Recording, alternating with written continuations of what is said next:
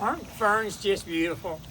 Man, I can remember when I was young, my mom would grow ferns and she would have the biggest ferns.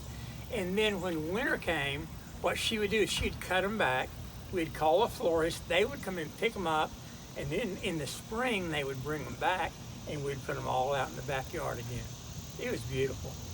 Now, ferns are interesting. When I looked up and saw some studies on ferns, I saw that they could be used for both food and medicine. Now, medicine, they have vitamin A, they have vitamin E, they have calcium, they have potassium. Wow. Now, and I wouldn't recommend you to eat a fern, okay? Not at all. But 1 ounce of fern has 10 calories, just in case you wanted to know. But the most interesting thing about a fern is it takes contaminants out of the soil. Now, they make a difference where they're planted. And that's my question today.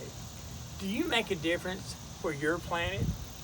In 1 Peter 4:10, we're told that each one of us has a gift.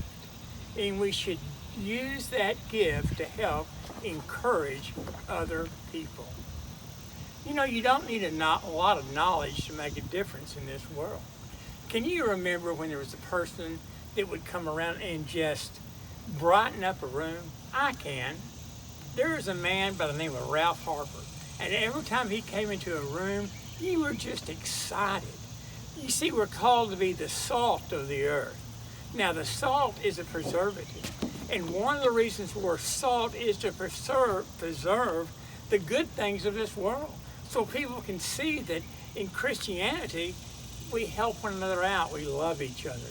You know, whatever you do, find your Christ-centered, God-given, Spirit-inspired passion in your life and find a way to say it and find a way to do it, and you'll make a difference in this world.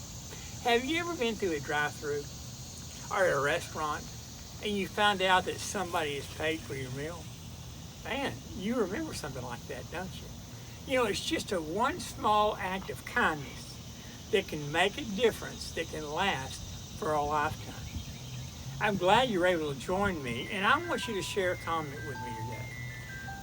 Do you remember a time when somebody paid for something for you, like in a drive-thru, or you still remember those things, don't you? Okay? This is Steve Price. Anything is possible with God. Let's grow together.